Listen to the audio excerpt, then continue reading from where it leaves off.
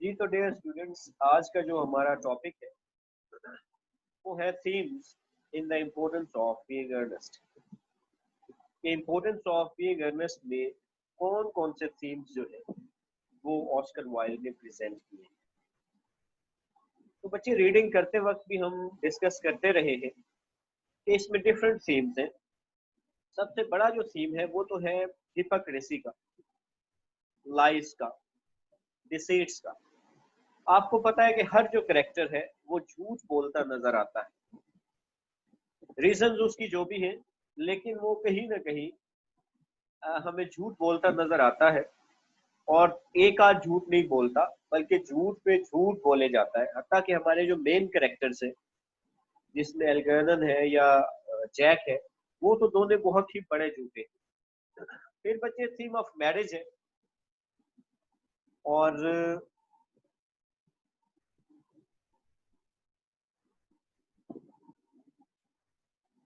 फिर बच्चे हमारे पास थीम ऑफ मैरिज है। और आप देखते हैं कि जो मेन कैरेक्टर्स हैं, जिसमें एल्गर्नन है, जैक है, सेस्ली है और Gwendolyn, all are basically involved in marriage. Everybody wants to be get married. Everybody wants to be married. हर कोई शादी करना चाहता है. Even Lady Bracknell, who is also another major character, is also responsible of this theme. और इसमें भी आप देखेंगे कि शादी करते हुए भी एक खास एंगल देखा जाता है, खास खूबियां होनी चाहिए, उसके मुताबिक शादी की जा सकती है। हर इंसान से शादी नहीं की जा सकती। ये प्ले में भी आपने पढ़ा है कि लेडी ब्रैकनल के पास कितनी बड़ी लिस्ट है। और जैक जब उसे बताता है कि वो ये बातें, तो उसके बाद फिर वो कहती है कि तुम्हारे पेरेंट्स का क्या माजरा है, हालांकि पहले वो कहती है कि ये ट्रिवियल मैटर। इस तरह की बहुत सारी बातें हैं जो हम डिस्कस करेंगे। फिर बच्चे हमारे पास रिस्पेक्ट एंड रेप्यूटेशन। तो सोसाइटी जो है वो रिप्यूट के बारे में बहुत ज्यादा कॉन्शियस नजर आती है, जो एलीट क्लास है। और जो भी कोई लाइफ ऑफ लग्जरी जीना चाहता है, जो भी कोई आपके लिए लीगल लाइफ जीना चाहता है, या कोई ऐसी लाइफ जीना चाहता है जिसमें उसके लाइफ की खुशियों का एलिमेंट है, एंटरटेनमेंट है, एंजॉयमेंट है, तो वो सोसाइटी में बाकियों को बताना नहीं चाहता। आप देखो, जैक भी जाता है तो नेम बदल के जाता है कंट्री में, अर्नेस्ट के नेम से जाता है। और एल्गर्नन को भी आप जानते हैं, हालांकि वो उससे ज्यादा इस मामलात में तेज है, लेकिन उसने भी अपना फ्रेंड बन बनी एक इजाद किया हुआ। फिर बच्चे सोसाइटी एंड क्लास, डेफिनेटली एक और बहुत बड़ा थीम है ये। क्लास डिफरेंस का थीम एक बताया गया है। इसमें एलीट क्लास को आप बार बार देखेंगे कि वो अपने आप को सुपीरियर समझती है। वो समझती है कि हम लोग सुपीरियर हैं, और उनके अंदर there is a sense of pride and arrogance in it. उनके अंदर एक प्राइड और एरोगेंस है। और आप देखते हैं कि जो एल्गर्नन है, उसकी बातों में जो बार बार जो झलकता है, ना उसे अपने रिश्तेदार पसंद आते, ना ही उसे मतलब है कि जैक पसंद है, और बार बार अपनी तारीफ करना बहुत ही ज्यादा पसंद करता है। दूसरा, वो समझता है कि जो लोअर क्लास है, जो मतलब है पुअर क्लास है, कम से कम उनके अंदर मोरालिटी होनी चाहिए। तो ये बात कई दफा मैं कर चुका हूँ कि अपने लिए उन्होंने और मॉरल वैल्यूज बनाए हुए, जबकि आपके लिए उन्होंने और मॉरल वैल्यूज बनाए हुए। फिर बचे role of gender Victorian society के अंदर, बहुत ही इंपॉर्टेंट था, उसके बारे में बात की गई है इस प्ले के अंदर। मर्दों के लिए तो ये कहा जाता है कि मर्द, मतलब उस जमाने में भी कहा जाता था कि मर्द जो है वो सुपीरियर है, मर्द सुपीरियर है, जबकि जो वुमन है वो इंफीरियर है। और विक्टोरियन सोसाइटी में ये बहुत ही बड़ी बात है। उनके यहाँ ऐसा ही रूल था। तो मर्दों को एक खास सुपीरियोरिटी दी गई है, और औरतों को जो है वो थोड़ा इंफीरियर रखा गया है। उनका काम घर में रहना है, उनका काम जो है वो अपने आप को ब्यूटीफुल रखना है, और ब्यूटीफुल रखने के बाद फिर चेस्टिटी उनके अंदर होनी चाहिए। हाँ, ऑस्कर वाइल्ड ने कुछ नए सवाल जरूर छोड़े हैं बच्चे। लेडी ब्रैकनेल का कैरेक्टर उसने इंट्रोड्यूस करवाया है, और ये साबित करने की कोशिश की है कि लेडी ब्रैकनेल जो है वो वुमन इंचार्ज है। तो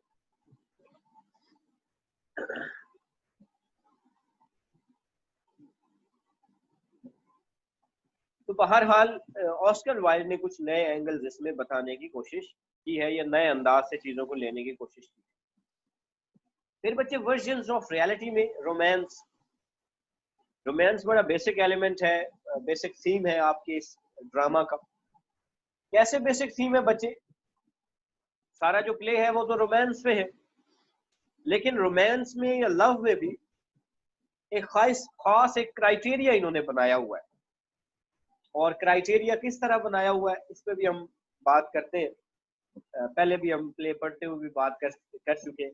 फिर बच्चे फुलिशनेस है एंड फॉली है, मतलब हमाकत बहुत ही ज्यादा है। आप इनकी बातें सुने आप हैरान होते हैं, आप सीन्स देखते हैं आप हैरान होते हैं। किस तरह सेस्ली जो है वो ऑलरेडी समझती है कि मैं अर्नेस्ट से एंगेज हूँ।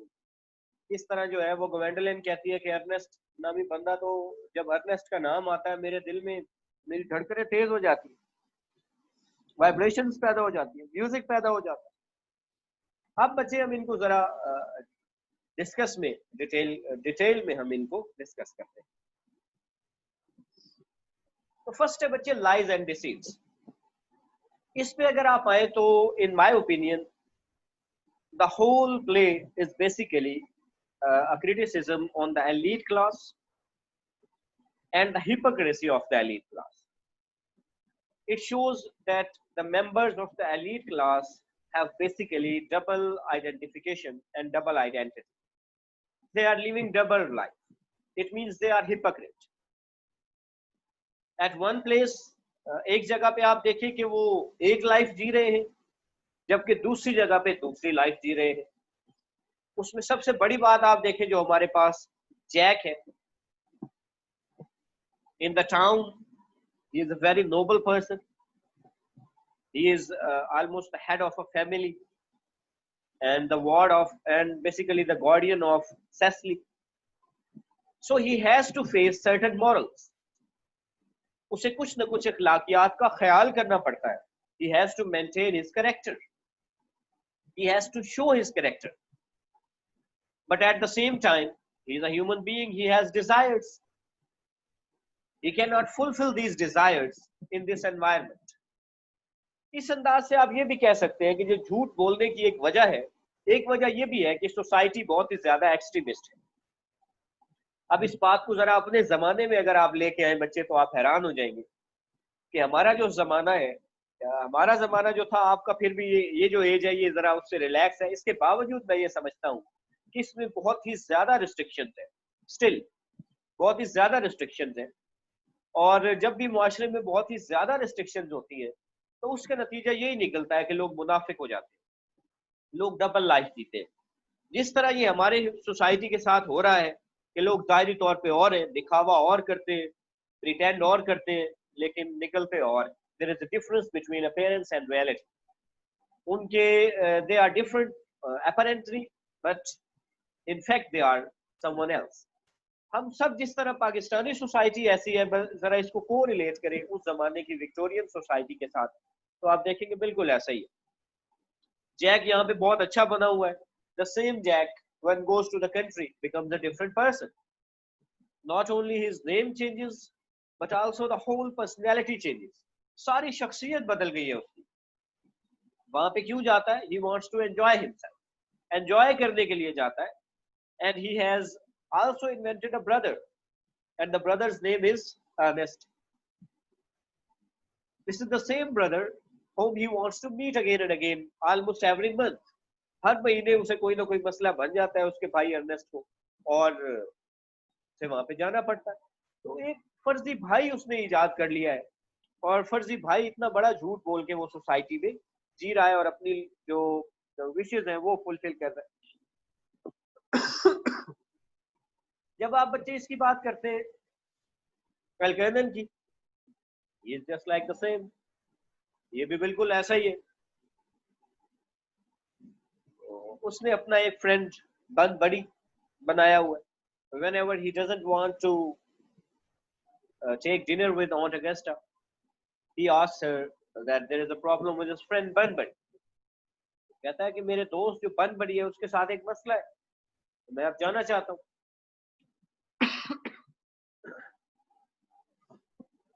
तो आप देख सकते हैं कि झूठ का एक पहाड़ है, मुनाफिकत का एक पहाड़ है, जो पूरी सोसाइटी में कहीं ना कहीं मौजूद। और फिर झूठ पे फर्दर झूठ है। एल्गर्नन अपनी ख्वाहिश को पूरा करने के लिए जब टाउन में आता है सेस्ली के पास, तो उसे क्या कहता है कि मैं ही वो ब्रदर हूँ जिसका नाम अर्नेस्ट है। तो वहां पे झूठ बोलता है। हालांकि सोसाइटी क्या कहती है, विक्टोरियन सोसाइटी क्या कहती है कि झूठ नहीं हो सकता, कैरेक्टर स्ट्रॉन्ग होना चाहिए, मैनर्स होने चाहिए, एटिकेट्स होने चाहिए, बिहेवियर होना चाहिए, स्टैंडर्ड होना चाहिए। The same is going on in our society. हमारा मुआशरा भी तकरीबन यही कहता है, कहने को हम सब यही कहते हैं। और ईमान से मैं हैरान होता हूँ कि जितना झूठ हम बोलते हैं, अल्लाह पाक ही रहम करे तो करे, हमारा काम बहुत मुश्किल है, वो तो रहीम है। तो इसमें बच्चे लाइज एंड डिसीट्स में आप तमाम ये बातें इसमें डिस्कस करेंगे, जो ये मैं रीड भी कर देता हूँ। The most prevalent reason characters in the importance of being earnestile is get out of social or familial duties and do something more enjoyable। कि वो क्या करना चाहते, जो ड्यूटीज उन पे सोसाइटी डालती है, मतलब सोसाइटी, हर सोसाइटी में कुछ नॉर्म्स एंड एथिक्स होते हैं। गांव के नॉर्म्स एंड एथिक्स और है, शहर के नॉर्म्स और एथिक्स और है। गांव में हर इंसान आपको जानता है, आपको और तरह बिहेव करना पड़ता है। शहर में शायद कोई भी आपको नहीं जानता, आप इंडिपेंडेंट होते हैं, आप जिस तरह मर्जी बिहेव करें। तो यही वो ख्वाहिश है जो जैक को अर्नेस्ट बना के शहर में ले जाती है। दूसरा, फैमिली भी कुछ ना कुछ आप पे रिस्पॉन्सिबिलिटीज डालती है, जैसा जैक के साथ है। तो इन तमाम चीजों से जान छुड़ाने के लिए ये ऐसा कर रहे हैं। Not surprisingly, few characters hold honesty in high regard. However, we see how hard it is for them to set things straight once they have lied about them.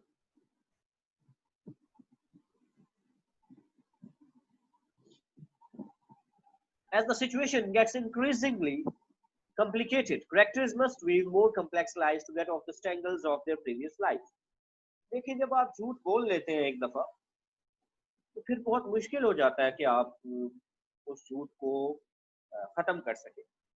और आप देखेंगे जैक चाहता है कि किसी न किसी तरह उसका भाई जो है वो उसकी जिंदगी से अब निकल जाए।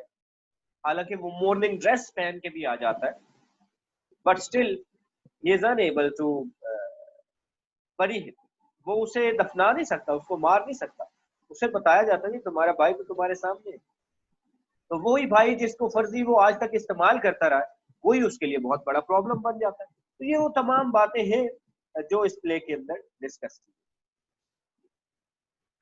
दूसरी बच्चे बात है मैरिज के हवाले से, थीम ऑफ मैरिज।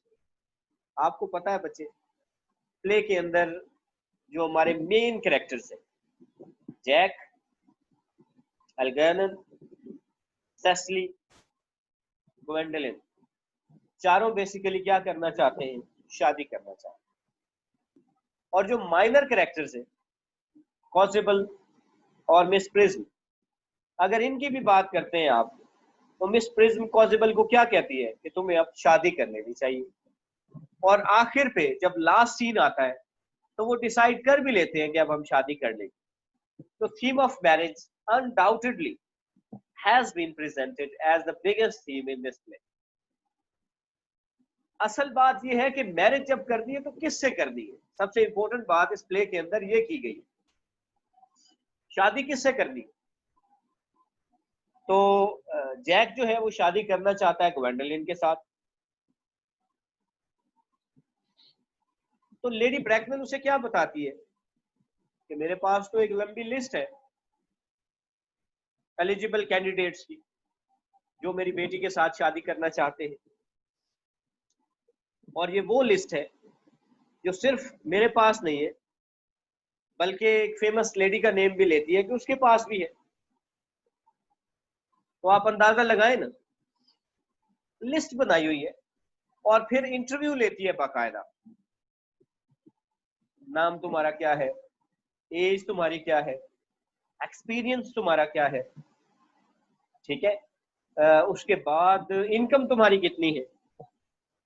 तो मैरिज तो है, लेकिन इनके यहाँ मैरिज जो है, it is basically a marriage of understand, not the marriage of understanding, but the marriage of social understanding और सोशल स्टेटस। शादी सिर्फ वैसे नहीं हो सकती, शादी इक्वल स्टेटस के लोगों की हो सकती है, और इक्वल स्टेटस में भी या हाई स्टेटस वाले बंदे से हो सकती है जिसकी खास कोई इन्वेस्टमेंट हो। लैंडलॉर्ड से भी लेडी ब्रैकनेल को शादी इतनी पसंद नहीं है, कहती है इन्वेस्टमेंट ज्यादा बेहतर होती है, लैंड्स की आपको हिफाजत करनी पड़ती है, जबकि इन्वेस्टमेंट आपके लिए बेनिफिटेड होती है, आपको बेनिफिट देती है बहुत ही ज्यादा।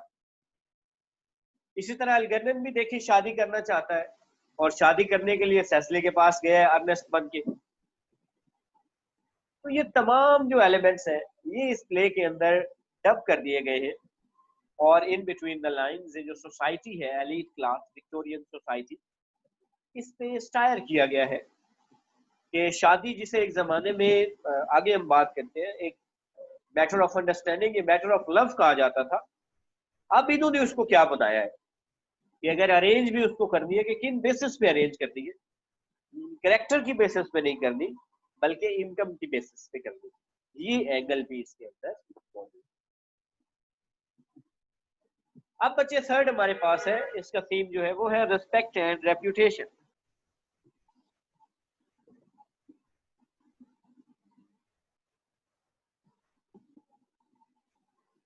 तो थर्ड बच्चे जो हमारा थीम है इंपॉर्टेंस ऑफ बीइंग अर्नेस्ट में, वो है रिस्पेक्ट एंड रेप्यूटेशन। सारे थीम्स बच्चे इंटरमिंगल्ड होते हैं, लेकिन आपको उनको अपने एंगल से एक्सप्रेस करना होता है हर बात। तो जैक क्यों, ये अगरचे हम डिस्कस कर चुके हैं लेकिन इस एंगल से भी हम देखते हैं कि जैक क्यों सिटी में जाता है, because he has a reputation in the town of being a very good person, and he doesn't want to destroy that reputation, सबसे बड़ी बात। So he disguises in the form of Ernest, becomes earnest and enjoys himself. तो upper class जो है उन्होंने अपने लिए moral values different बनाए हैं, और उनके यहाँ वो बड़े मतलब है कंसीटेड है, हाई मॉरल वैल्यूज रखते हैं, हाई कैरेक्टर रखते हैं। ये जो एंगल है ये भी प्ले के अंदर बयान किया गया है। जरा मैं इसको एक नजर पैराग्राफ देखें ना, सेकंड को पढ़ता हूँ। In the importance of being earnest, the upper classes care about being respectable, so much so that they do a lot of lying about it. Character बताना, कैरेक्टर सेव करना इतना जरूरी है कि झूठ भी बोले तो कोई बात नहीं, कैरेक्टर बचना चाहिए, इज्जत बचनी चाहिए, इज्जत पे हर्फ नहीं आना चाहिए। ये बच्चे आप अपनी सोसाइटी में जरा वापस आए तो कर्ज ले लेना है, कर्ज ले लेना है, अपनी जिंदगी बर्बाद कर लेनी है कर्ज के थ्रू, बेटी को जहेज जरूर देना है। क्यों? एक तो ठीक है सोसाइटी की डिमांड्स दूल्हे वाले की हो सकती है, लेकिन बहुत ज्यादा ये है कि अपनी नाक भी तो रखनी है, अपनी नाक भी तो रखनी है, लोग क्या कहेंगे। तो हमारे यहाँ भी बिल्कुल बहुत सारी बातें ऐसी हैं कि झूठी नाक रखने के लिए, झूठी इज्जत रखने के लिए हम बहुत से झूठ बोलते हैं। तो विक्टोरियन सोसाइटी को अगर आप उस जमाने में देखें तो वो बिल्कुल वैसी ही थी। विक्टोरियन से मुराद ही है जब क्वीन विक्टोरिया वहां पे थी, मैंने डिटेल में आपको बताया था। तो ऑस्कर वाइल्ड ने इसकी तरफ इशारा किया है कि उनके यहाँ रिप्यूट की एक खास बात है कि मर्द जो है उनको तो थोड़ी सी आजादी है, वो जो मर्जी करते फिरे, लेकिन औरतें जो है उनको चेस्ट होना चाहिए, उनको पाक दामन होना चाहिए, पाक बाज होना चाहिए। अब जरा अपने मुआशरे में घूम फिर के आ जाए, मर्द उल्लू का पट्टा जो मर्जी करता फिरे, लेकिन औरत जो है उसको पाक दामन होना चाहिए। तो ये सेम मॉरल वैल्यूज आप देख सकते हैं। फिर अमीर और गरीब और, ये आप इस पे बात हम कर चुके हैं, इसमें बड़ा फर्क है। ठीक है कि अमीर क्लास के लिए आगे क्लास डिस्टिंक्शन में हम बात करते हैं, अमीर के लिए मॉरल वैल्यूज और है और गरीब के लिए मॉरल वैल्यूज और है। जैसा कि एल्गर्नन शुरू में ही कह देता है कि कम से कम गरीबों को तो कुछ एथिक्स दिखाने चाहिए, कम से कम उनको तो ऑनेस्ट होना चाहिए, कम से कम उनको तो झूठा नहीं होना चाहिए। तो ये बड़ा फर्क है जो इस प्ले के अंदर खास एंगल से डिस्कस किया गया है। ये आ गया बच्चे, society and class. It means the society has been divided into different classes, and the elite class thinks that they are superior, and they are definitely proud of it, and they are very arrogant. वो बहुत ही ज्यादा arrogant. Lady Bracknell, Algernon, and Fairfax. All of these three characters really show or portray this aspect of the society. इस class में इन तीनों की बात जरूर आती है। ये तीनों ये समझते हैं कि वो बड़े मतलब है, और खासकर इनमें अगर आप देखें तो एल्गर्नन के अगर आप डायलॉग देखते हैं